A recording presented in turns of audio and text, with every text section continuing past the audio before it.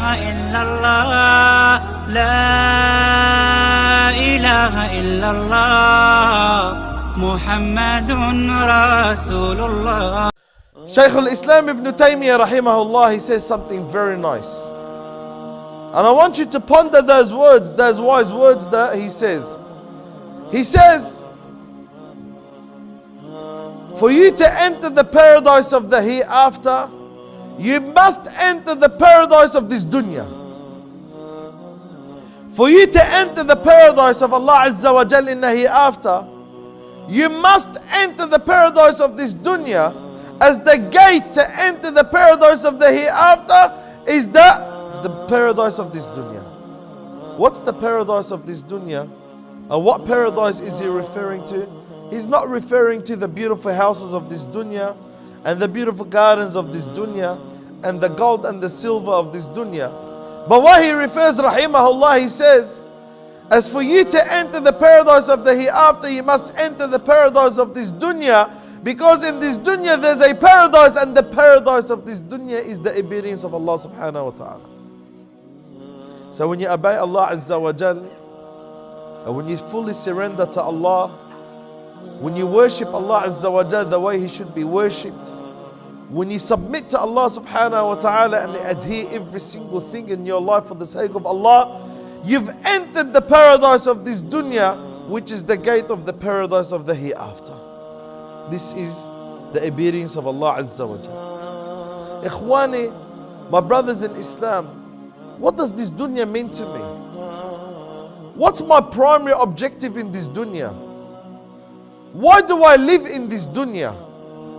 Which a lot of people say, I live in this dunya for the sake of the worship of Allah. Alhamdulillah, for us as Muslims, that's the most easiest answer that we could have, even though that you find a lot of non-Muslims live their entire life searching for this answer and they never could find it. But are you really living for Allah? This is the question I ask. Me as a Muslim, am I really living for Allah? Or am I being deceived by this world?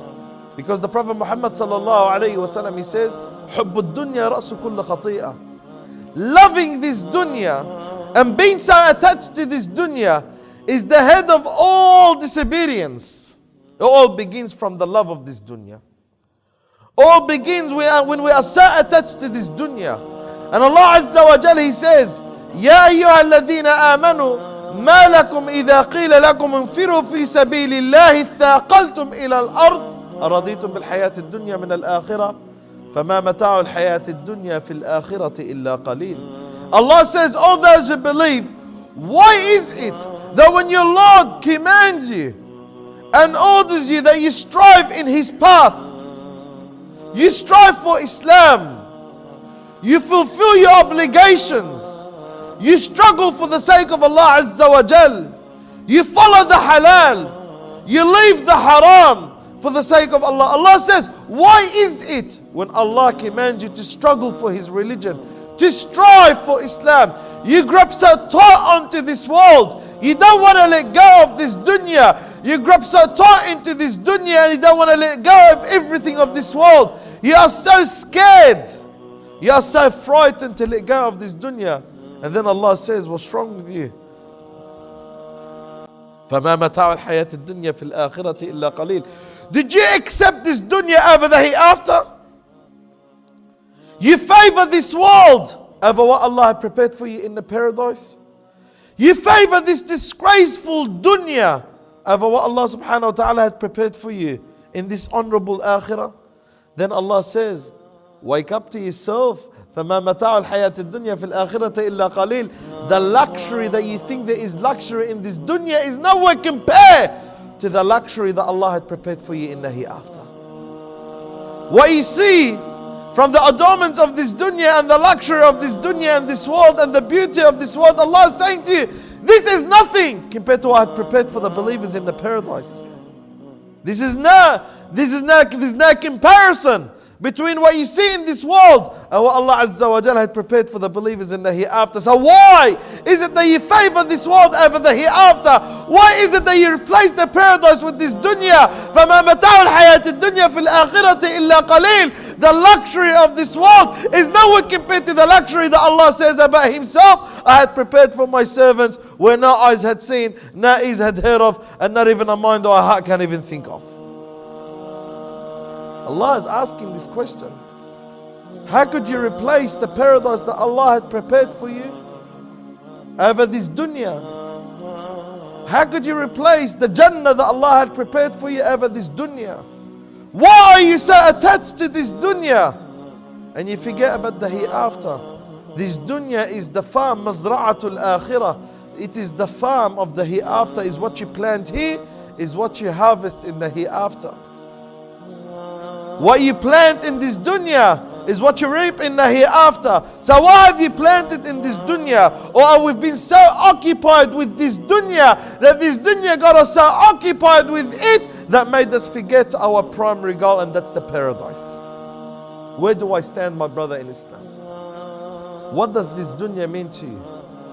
When you wake up in the morning and you go and earn your living, do you earn that living for the sake that I need this living? And inshallah I earn it for the sake of Allah in a halal matter to please Allah Azza wa Jal. So at the end of the day I could feed myself and my family halal. I could feed myself and my family lawful food and lawful income for the sake of Allah. Or do you wake up in the morning that you chase this dunya? You chase this dunya, as the Prophet ﷺ describes it, as a beast in the middle of the jungle. A beast that's chasing its prey in the middle of the jungle. What does this dunya mean to? What does life mean to me? Do I wake up in the morning and remind myself that I am only in a vehicle driving towards the paradise? Or am I in this dunya for the sake of this dunya, to live in this dunya, to live forever in this dunya, as if I think I am living forever in this dunya? Where do I stand? What does this dunya mean to me? What does this world mean to me? And that's why, my brother in Islam, I go back to what I said at the beginning. Islam comes and teaches me how to look at things. And that's why Islam looks at things greater than others. And He puts things in its levels. So the dunya to me is not my goal. The dunya to me is just a mean to get to my goal, which is the paradise. I live in this world for the sake of the pleasure of Allah subhanahu wa ta'ala.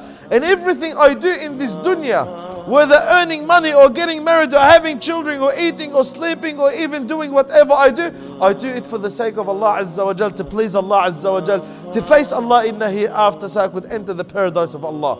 This is the life of the Muslim. The Nabi sallallahu alayhi wa sallam, one day Umar ibn al-Khattab enters the house of the Prophet alayhi salatu was salam, and he sees your beloved Prophet alayhi salatu was salam sleeping on the ground. Nothing between him sallallahu alayhi wasallam and the ground. Muhammad sallallahu alayhi wasallam, the most honorable creation of Allah, is sleeping on the ground. Nothing between him and the ground. So Umar ibn Khattab sees this scene, this amazing scene. Muhammad sallallahu alayhi wasallam, the Prophet, the Messenger of Allah, the greatest human being ever stepped foot on the surface of this earth, sleeping on the ground. Nothing between him, nothing between his body and the ground. So he tells him, and he looks at him and he starts to cry. And the Prophet ﷺ looks at him and tells him, "Oh Umar, why are you crying for?" So he says, "Oh Messenger of Allah, I look at your condition. I look at your condition, then I remember the emperor of Rome and the emperor of Persia sleeping on the best of mattresses, made out of silk and made out of the best of materials and the most comfortable materials. And you are the Prophet and the Messenger of Allah, the greatest human being, sleeping on the ground and nothing between your physical body and the ground." So the Prophet Muhammad sallallahu alayhi wasallam teaches Umar ibn al-Khattab a great lesson for us to be taught, so we could know which track are we on, which path are we going on, which road, what's our destination, where's our primary target. So Nabi sallallahu alayhi wasallam tells him, "Ya Umar, ala tarda bi an takuna ad-dunya lahum wal akhirata lana." Oh Umar, don't you accept that those emperors that you just mentioned, those kings and queens and whoever they are, don't you accept that Allah gives them this dunya, in return Allah gives us the paradise? Don't you accept? Don't you accept that they take this disgraceful dunya? Don't you accept that they take this low dunya? And Allah in return gives us the paradise that He built subhanahu wa ta'ala, that He prepared for His believers. This is the believer. This is the mu'min. The mu'min lives in this dunya for the akhirah. Does not live in this dunya for the sake of the dunya. And that's why, ikhwani, you find people who live in this dunya for the dunya, and there are those who live in this dunya for the akhirah, and there's big difference between the two. There's huge difference between the two. Which one are you in? Do you live in this dunya for the dunya? Do you live in this dunya for the akhirah? Do you live in this dunya to serve Allah as truly serving Allah? Or do you live in this dunya to serve the dunya? Do you live in this dunya to serve the dunya? That you only think of this dunya, you only wish of this dunya, you only contemplate of this dunya, you only desire of what's in this dunya, your only concern is the dunya and dunya and dunya and this world and this world and this world and what's in this world, and your only concern in this world? Or is your concern the hereafter? Is your concern the hereafter? Imam Ahmad ibn Hanbal was once asked, oh Imam, when is that time that we're going to rest? When is that time that we're going to rest? So he says, the moment we enter the paradise. The moment we enter the paradise is that moment that we rest. Subhanallah.